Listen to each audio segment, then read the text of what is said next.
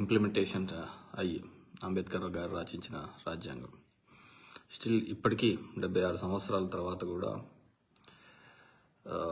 చట్టాలు కేవలం అధికారంలో ఉన్న వాళ్ళకి మాత్రమే చుట్టాలుగా, పేదవాడికి లేకుంటే వాటి మీద ఉన్న వారికి ఇంకా దూరంగానే ఉంది. So pity of that. ఎక్కడైతే ఈ రాజ్యాంగం అందరికీ కూడా అసమానతలు లేకుండా ఉంటుందని చెప్పేసి ఆ రోజు ఒక మంచి ఉద్దేశంతో మేధావులందరూ కలిసి తయారు చేసినారు. అది ఇంకా ఇప్పటికీ రాలేదని చెప్పేసి నా ఫీలింగ్. అంటే నేను ఎవరి రిపబ్లిక్ డేకి చెప్తున్నా ప్రతిసారి కూడా ఇదే చెప్తూ ఉంటాను, వెదర్ మేము గవర్నమెంట్లో ఉన్నా లేకున్నా కానీ. ఎందుకంటే మూల స్తంభాలైన వ్యవస్థలో ఉన్న అన్నీ కూడా ఎగ్జిక్యూటివ్ బాడీ కావచ్చు, కాన్స్టిట్యూషన్ కావచ్చు, మీడియా కావచ్చు, జ్యుడిషియరీ కావచ్చు, ఆల్ గాట్ కరప్టెడ్. అన్నీ కరప్టెడ్ అయినాయి అనేది ఐ స్ట్రాంగ్లీ బిలీవ్. సో చాలామందికి కూడా తెలుసు కానీ మాట్లాడలేని సమాజం అన్నమాట. కేవలం ఎప్పుడు రాజకీయ నాయకులకు మాత్రమే పనికి మాలోళ్ళని చెప్పేసి ఆపాదిస్తూ ఉంటారు. సో సిస్టంలో అందరూ అలాంటి వాళ్ళే అనేది నేను నమ్ముతాను. సో కాబట్టి ఈ సిస్టమ్ అంతగా నడిచిపోతుంది. సో ఒకడు మంచోడు అయ్యి ఇద్దరు చెడ్డోడు అంటే ఇప్పుడు దీంట్లో గురించి బయటకు వచ్చిందనమాట. సో అలాంటి ఒక వ్యవస్థలో కేవలం ఎప్పుడు కూడా అధికారమే పరమావిధిగా దానికోసం ఏమైనా చెప్పుకుంటూ ఏ విధంగా అయినా బతికి బయటపడడానికి మనం ఈరోజు ఆ చట్టాలను మనకు అనుకూలంగా మార్చుకొని మనం పనిచేస్తున్న సందర్భం. So happy republic day. ఇప్పటికైనా భవిష్యత్తుకైనా సరే, ఈ తరం కాకపోయినా వచ్చే తరానికైనా సరే ప్రపంచంలో ఒక అగ్ర రాజ్యాలకు, ఎందుకంటే బాగా పనిచేసే వాళ్ళు ఉన్నాం, ఆలోచించే శక్తి ఉంది, కానీ సరైన అవకాశాలు సరైన విధంగా అందరికీ రావటం లేదనేది అభిప్రాయం, నాకున్న అభిప్రాయం అన్నమాట. సో అంతే. అండ్ అదేవిధంగా నిన్న 75 సంవత్సరాల ఓటర్ ఎలక్షన్ కమిషన్ ఏర్పడిన దానికి కూడా నిన్న ఓటర్ డే జరగదు. సో నేను ఇంతకుముందు చెప్పిన విధంగానే వ్యవస్థ నాకే ఒక బూత్గా తయారవుతున్న దాంట్లో ఎలక్షన్ కమిషన్ అనేది కూడా అంతే బూత్గా తయారైంది. ఎప్పుడో టిఎన్ శేషన్ గారు ఉన్నప్పుడు చూసినట్టున్నాం. ఒక ఎలక్షన్ కమిషన్కి ఒక పేరు తెచ్చినది, ఒక అరే ఎలక్షన్ కమిషన్కి ఇన్ని పవర్స్ ఉంటాయా అని చెప్పేసి అని. లేకుంటే అంతకుముందు వరకు రిగ్గింగ్లు ఆ ఊర్లో అవి చేసుకుంటూనే కాలం గడుపుతున్న సమయం తర్వాతనే కదా ఒక ప్రాపర్గా వచ్చినది. కానీ ఆ రోజు రిగ్గింగ్ అనేది పేపర్ బ్యాలెట్ల మీద చేస్తూ ఉండేవాళ్ళు. ఈరోజు ఆ రిగ్గింగ్ అనేది ఈవీఎంస్ మీద ఎవరికి ఎట్లా కావాలో అలా జరుగుతుందనేది I still believe in that. నేను పూర్తిగా దాని మీద విశ్వసిస్తాను, ఈవీఎంస్ మీద. ఎందుకంటే పెద్ద పెద్ద టెక్నికల్గా సౌండ్ ఉన్న కంట్రీస్లలో లేనిది మన దేశంలో. అండ్ అలాంటి వాళ్ళు కూడా చెప్తున్నది, ఇలాన్ మస్క్ కావచ్చు, మిగతా వాళ్ళు కానీ చెప్తున్నది, ఈవీఎం కెన్ బి ట్యాంపర్డ్, ఏది ఎనీథింగ్ కెన్ బి కాంప్రమైజ్డ్. నీ ఫోన్ అవుతోంది, అన్నీ కూడా కాంప్రమైజ్ అయ్యే సందర్భంలో మనం ఉన్నామన్నమాట.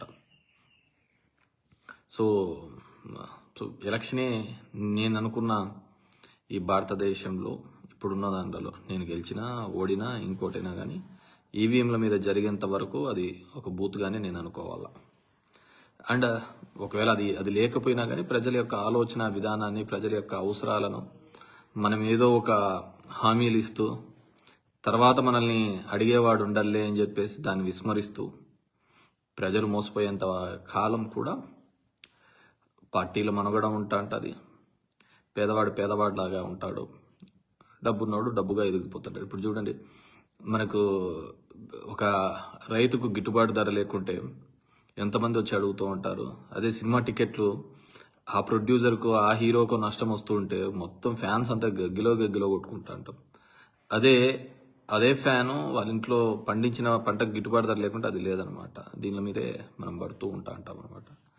So this is how the beauty of democracy. So ఆ విధంగా ఉంది. మనం ఆ విధంగానే భరిస్తున్నాం, బతుకుతున్నాం. అదే నా విషయంలో కాదు, నేను గవర్నమెంట్లో ఉన్నప్పుడు కూడా చెప్పిన వాడిని.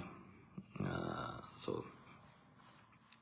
ఈరోజు సో అండ్ అదేవిధంగా నిన్న పద్మశ్రీ పద్మవిభూషణ్ వచ్చిన వాళ్ళందరికీ కూడా ధన్యవాదాలు. దీంట్లో నాకు అన్నిటికంటే ఏంటంటే మందకృష్ణ మాదిగకు వచ్చిన దానికి బికాజ్ ఆ అసమానతలు ఉన్న రోజులలో ఆ విధంగా ఉన్న కాలంలో కూడా ఏ రోజైతే దూరంగా పెడుతున్న ఆ సందర్భాల్లో తన ఇంటి పేరుగా మార్చుకొని మందకృష్ణ మాదిగా అని మార్చుకొని దాన్ని క్యారీ చేస్తూ వచ్చినాడు. 30 years క్యారీ చేస్తున్నాడు. It's not that easy. ఎందుకంటే ఆ రోజున్న సందర్భం అలాంటిది. I really appreciate. నాకు పెద్దగా పరిచయం లేకపోయినప్పటికీ కూడా నేను అనుకునేవాడిని. సో హీ క్యారీడ్, ఆ విధంగా క్యారీ చేసుకుని వచ్చినాడు. ఇప్పుడు సరే సుప్రీంకోర్టు డెసిషన్ అది పొలిటికల్గా ఏ విధంగా ఉంది ఏంది అనేది తర్వాత విషయం, కానీ స్టిల్ ఐ బిలీవ్ దట్ అనమాట. అండ్ రెండోది అండ్ ఎలక్ట్రోల్స్ గురించి చెప్పాను. రిగ్గింగ్ ఆ రోజు పేపర్ బ్యాలెట్ల మీద జరుగుతుంటే ఇప్పుడు ఇవి. సో నేనేం జరగలేదని కదా, నేను కూడా ఎప్పుడు చెప్పేవాడిని. మా నాన్న వాళ్ళు కూడా 94లో రిగ్గింగ్ చేసినారు, అప్పుడు ఓడిపోయినారు. తర్వాత 99లో కూడా చేశారు, గెలిచారని కూడా నేను చెప్పిన సందర్భాలు ఉన్నాయి. సో దాంట్లో మనం దాచిపెట్టుకునేది ఏంది లేదు. సో చాలామంది కూడా అదే విధంగా చేసి గెలిచిన వాళ్ళే అనమాట.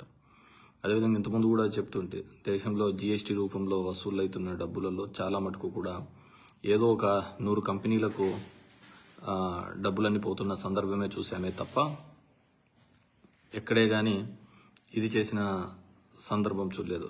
పేదవాళ్లకు కానీ రైతులకు కానీ మంచి జరుగుతున్న సందర్భం కానీ చూడలేదు.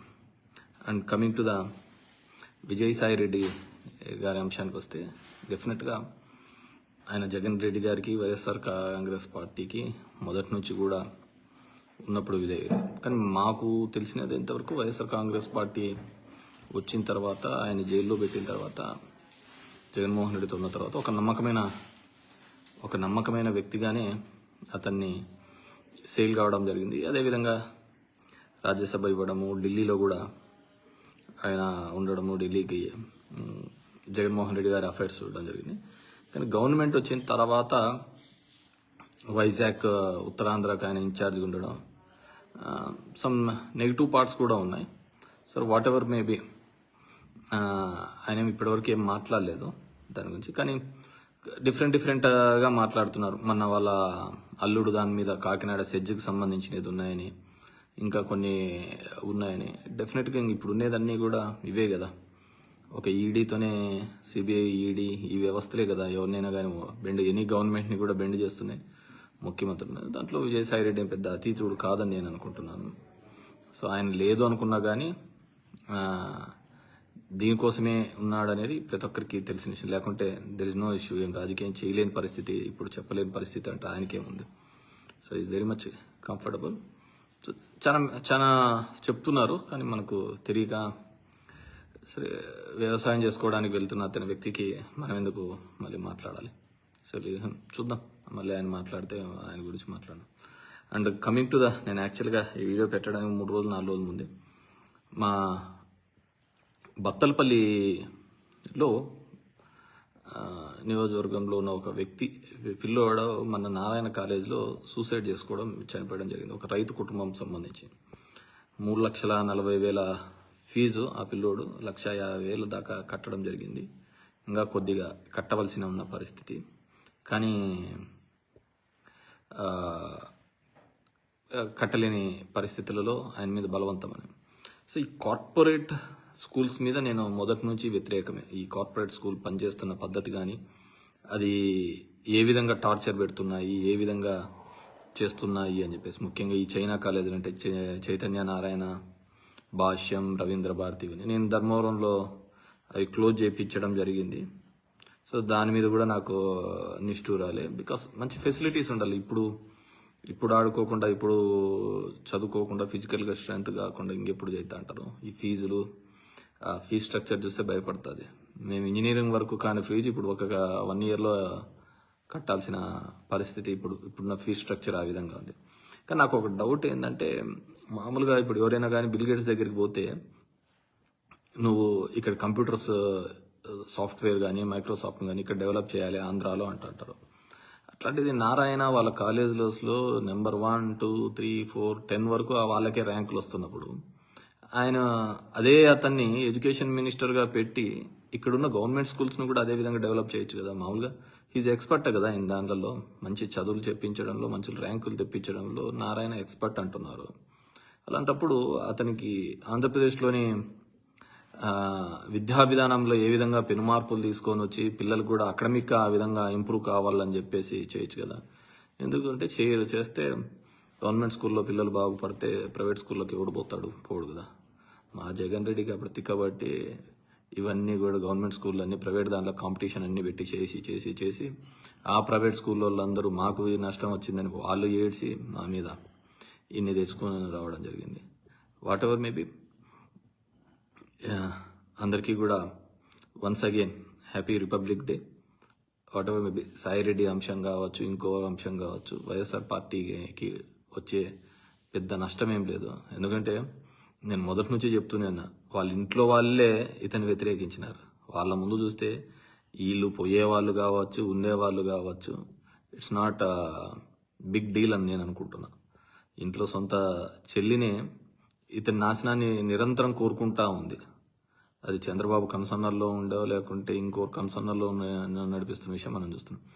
అలాంటి వాళ్ళ ముందరనే వాళ్ళనే ఎదుర్కొని ఇవన్నీ కాదు అని చెప్పేసి జగన్మోహన్ రెడ్డి ముందుకు వస్తున్నాడు. బేసిక్ ఒకటి మనం అందరం ఆలోచించుకోవాల్సింది ఏంటంటే, జగన్మోహన్ రెడ్డి అనే వ్యక్తి లేకపోతే చంద్రబాబు నాయుడు కావచ్చు, వాళ్ళ కుతంత్రాలకు కావచ్చు అసలు హద్దే ఉండదు. He is the one.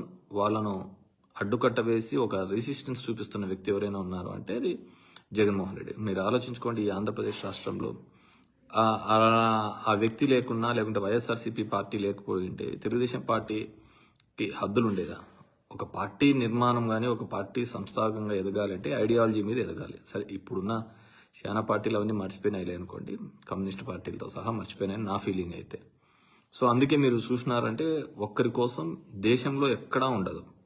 ఒక్క మన ఆంధ్రప్రదేశ్ రాష్ట్రంలోనే ఒక్క జగన్మోహన్ రెడ్డిని ఎదుర్కోవడానికి సిపిఐ, సిపిఎం, కమ్యూనిస్టు సోదరులతో పాటు అదేవిధంగా జనసేన, టీడీపీ, బీజేపీ, దేశంలో రాహుల్ గాంధీ, మోడీ కొట్లాడుకుంటున్నా కానీ మన ఆంధ్రప్రదేశ్లో మాత్రం వాళ్ళిద్దరు కలిసినారు. అన్ని పార్టీలు ఒకరు సైడ్ ఏకమైనారు అంటే దట్స్ నథింగ్ బట్ ఇక్కడ అంత బలమైన నాయకుడు ఉన్నాడు, బలమైన నాయకత్వం ఉంది కాబట్టి అంతమంది ఏకమైనారు. డెఫినెట్గా